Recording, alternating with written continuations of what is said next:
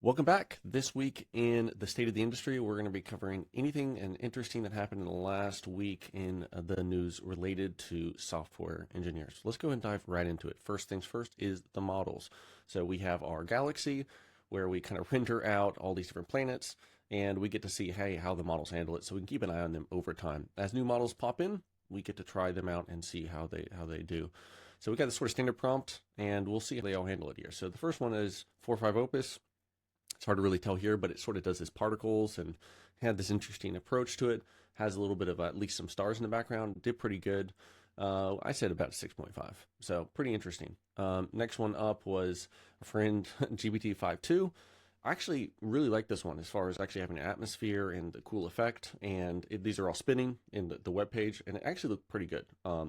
No stars, but at least it sort of had, you could tell the atmosphere was there. It did a pretty good job. I would say 7.2.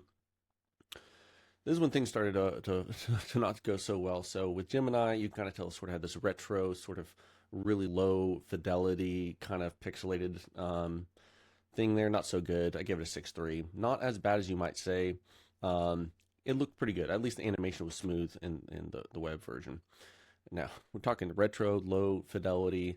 5.2 codecs was not that good. This recently came out. I had higher hopes, but just not that good for whatever reason. It's probably better between multiple systems versus just this raw little HTML canvas thing. But yeah, not so good. So I give that a 4.5. And you thought, okay, well, maybe Grok's pretty good, right? No, not so good. You can see it's this weird static thing. I don't know if it's trying to do an atmosphere.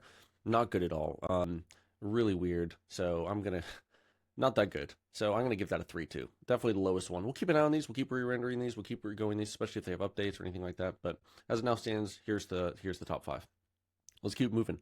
So the market. So in the news, there's a couple of interesting things. We'll go through them real quick. So XAI had their Series E, raised 20 billion. So obviously that means a couple things. So hiring, they're going to be paying big bucks for really top-notch people. And that means that Grok is going to continue to see investment. So that'll be really interesting to see where that goes. Meta did a couple, lets people go. I think somewhere between 1,000, 2,000 people, specifically in the Reality Labs.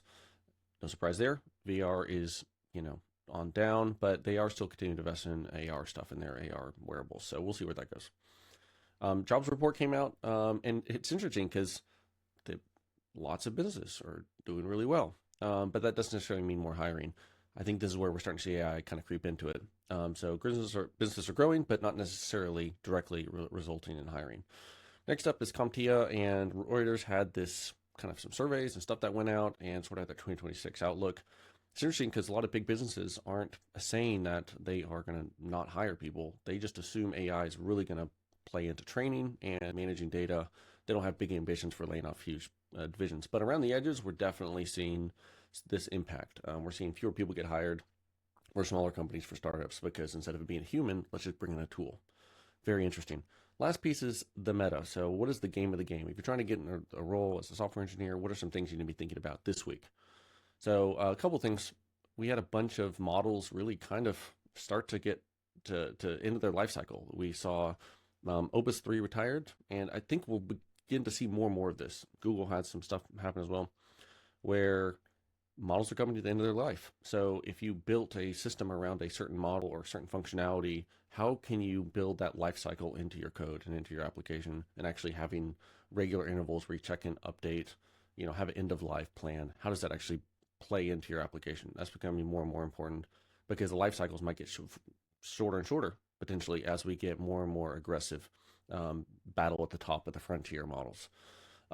Lastly, running multiple agents. Obviously, this is nothing new here, but definitely becoming more and more prevalent as more and more of these tools come out for actually doing full workflows, not just in code, but across your entire thing, building out documents, creating presentations, doing it all through a totally integrated system. So we'll see how that goes.